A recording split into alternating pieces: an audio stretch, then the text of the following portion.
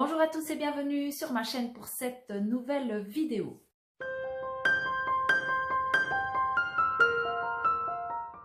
J'espère que vous allez bien. Je vous reviens aujourd'hui avec un bilan lecture du mois de décembre. J'ai arrêté les vlogs pour le moment, je trouvais ça beaucoup trop chronophage. Je me suis vue dépasser entre Noël et Nouvel An, j'arrivais plus à suivre.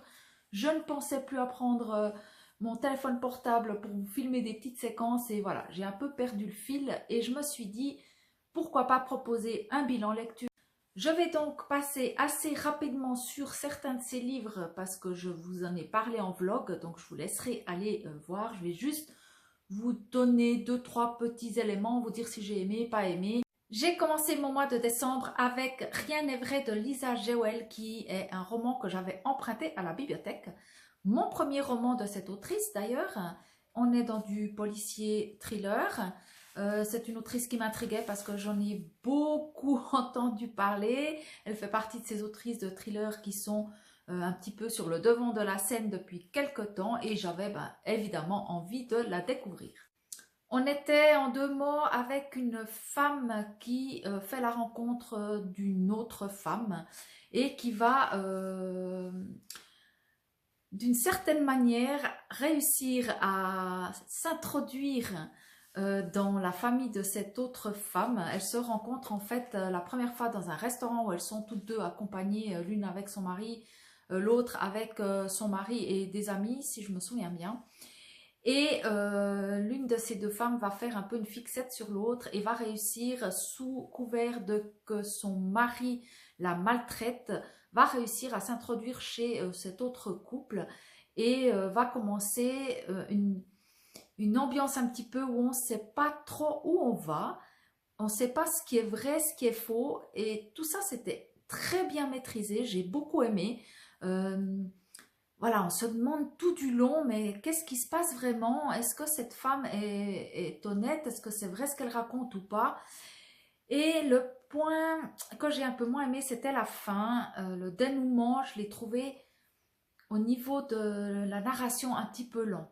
Voilà, j'ai trouvé que le dénouement traînait un petit peu en longueur. C'était trop long comme dénouement. Mais voilà, en gros, dans l'ensemble, j'ai bien aimé. J'ai ensuite lu La librairie des chats noirs de Pier Giorgio Puglisi, qui est une parution récente de fin 2024 chez Gallmeister et que j'avais également emprunté à la bibliothèque, mais depuis je me suis acheté. C'est une lecture, on est dans du cozy mystery. C'est une lecture qui était bonne jusqu'à la fin. Et à la fin, c'est quand même devenu un petit coup de cœur. On va être avec un ancien professeur qui a eu un peu des déboires dans son cadre de travail, donc dans une école où il travaillait. Et il a été mis à pied, expulsé, enfin, il ne peut plus travailler auprès des élèves. Et il se reconvertit en libraire.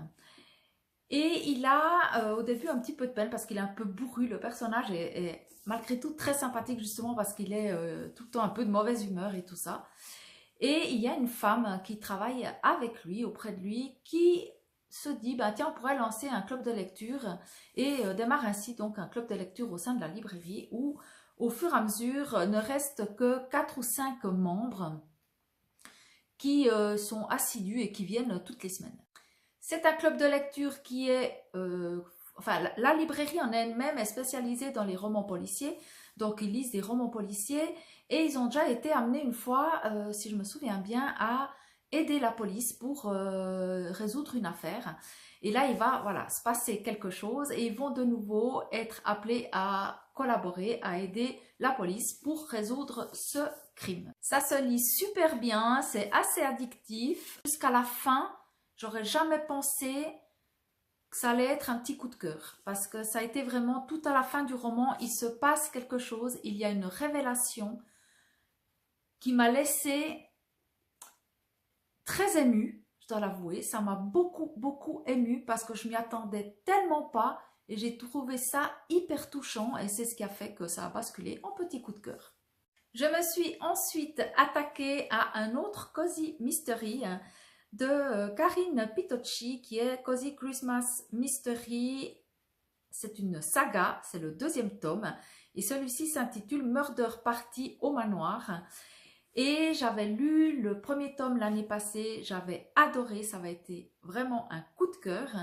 Et ce deuxième tome, j'ai beaucoup aimé aussi. Un petit peu moins que le premier, mais ça a été réellement une très bonne lecture. Les personnages sont très attachants. Déjà dans le premier tome, j'avais adoré les personnages et on les suit à nouveau ici dans ce deuxième opus avec évidemment une nouvelle enquête. Au début du roman, la première partie, enfin, il est un peu divisé en deux, sans vraiment l'être. On est plutôt dans une ambiance d'Halloween et ensuite on bascule plutôt dans une ambiance de Noël. Donc voilà, si vous avez envie de le lire, je pense qu'il serait parfait à cette période-là, entre Halloween et Noël. Il fera tout à fait le job. Ensuite, j'ai été super contente de lire au mois de décembre. J'ai enfin sorti de ma palle la duologie de Jenny Colgan qui parle de la confiserie, enfin la confiserie de Rosie et Noël à la confiserie de Rosie. Je voulais absolument les lire une fois pour toutes cette année parce que je n'arrivais pas à les sortir de ma palle. Je les ai depuis l'année passée. Et ça a été une bonne lecture, quoi. Ça remplit exactement aussi le job. On est dans du voilà, lecture doudou. J'ai presque préféré le deuxième tome par les thématiques abordées qu'au premier. J'ai trouvé qu'il y avait des thématiques très intéressantes. Et voilà, on est en plein dedans. C'est Noël, c'est les confiseries, c'est voilà, tout ça. C'est très doudou, très cosy. Donc je vous le recommande si vous voulez passer un bon petit moment de lecture, sans prise de tête, toute choupi. Donc voilà, pourquoi pas.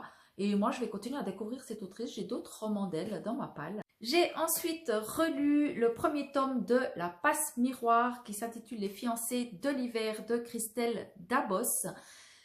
C'est un livre que j'avais lu à sa sortie en poche, donc ça remonte déjà à quelques années et je m'en souvenais pas assez pour enchaîner avec le tome 2 sans avoir relu le premier tome, parce qu'il y a quand même un système de magie particulier avec un peu des mondes, avec des personnages qui ont des particularités et voilà, j'ai très bien fait de le relire. Je suis actuellement en train de lire le deuxième tome parce que La Passe Miroir dans son intégralité fait partie de mon challenge Cold Winter Challenge. Donc voilà, je m'y attelle. J'ai ensuite lu un Sophie Jomain, Les personnages s'éveillent sous les flocons que j'ai depuis l'année passée. J'avais pas réussi à le lire en décembre l'année passée et donc je l'ai sorti de ma palle en décembre 2024. Et j'ai beaucoup aimé parce qu'il y a une thématique qui est abordée dans ce livre qu'on voit pas beaucoup. Et j'ai été surprise par cette thématique qui est celle du handicap. Et ça, j'ai énormément aimé. Alors voilà, on est de nouveau dans une lecture cosy, doudou, la neige, les rennes, Noël. Voilà, on sait où on va. Normalement, on sait exactement où on va. Mais voilà, cette thématique du handicap abordée dans ce livre m'a vraiment surprise en bien. Et voilà, j'ai beaucoup aimé. J'ai également lu les 4 premiers tomes de la saga manga La Maison du Soleil. Je vous en parle pas plus ici parce que je vous en ai déjà parlé en vlog aussi et je vous ai dit que je vous ferai un petit avis global lorsque j'aurai lu les 13 tomes. Ensuite, j'ai lu un roman qui traîne également dans ma palle depuis un sacré moment. Je me demande si c'est pas 2 ou 3 ans.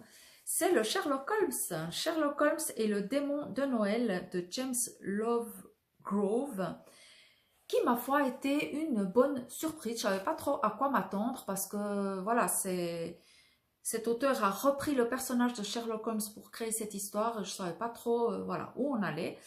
Mais moi j'ai bien aimé. J'ai bien aimé l'ambiance, un peu gothique, l'époque. J'aime beaucoup cette époque-là. Donc voilà, je m'y suis bien plu. L'histoire est cool. Moi j'ai pas réussi à trouver qui avait commis le larcin. Donc ça j'aime bien aussi parce que des fois quand on découvre avant, ben, ça m'arrive assez régulièrement, surtout en fin 2024 là, les policiers thrillers que je lisais, je découvrais à chaque fois avant la fin qui était le coupable.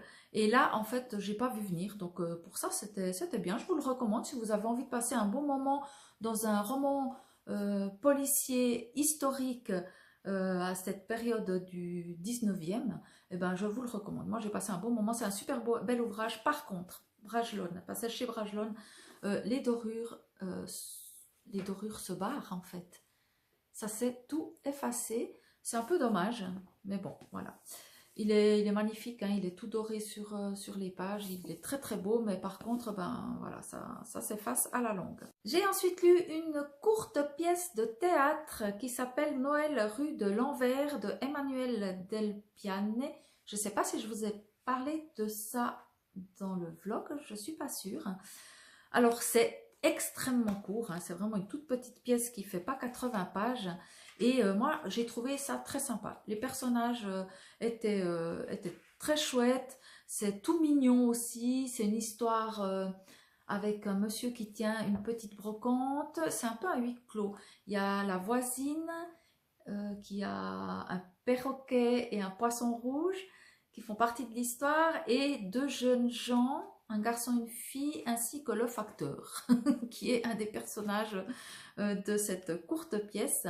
Que je ne pense pas je pense pas que c'est édité encore, je ne me suis pas renseignée, mais je crois que ça a été tiré à très peu d'exemplaires par une maison d'édition suisse. Je ne sais pas si vous pourriez le trouver en librairie, mais je ne crois pas. Donc voilà, je vous en parle rapidement parce que je l'ai lu et puis que j'avais envie de vous en parler, parce que j'ai passé un bon moment.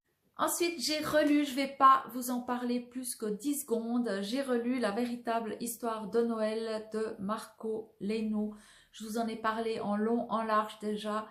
Je vous le recommande à 1000% pour la période de Noël. Il y a 24 chapitres, donc il est idéal comme calendrier de l'Avent. C'est une histoire magnifique, prenante, bien écrite. Donc voilà, lisez-le. Cette vidéo touche à sa fin, elle est courte, c'était voulu de ma part. Je voulais juste vous faire une petite récap de mes lectures du mois de décembre. Je ne sais pas si je vais reprendre les vlogs, parce que j'ai trouvé ça vraiment chronophage, je vous dis la vérité. Et peut-être que je vais repartir sur voilà, un fonctionnement comme j'avais auparavant, c'est-à-dire vous faire des points de lecture, des bilans, des book hauls, des vidéos peut-être un peu hors série avec des recommandations. Hein. Et puis voilà, on verra.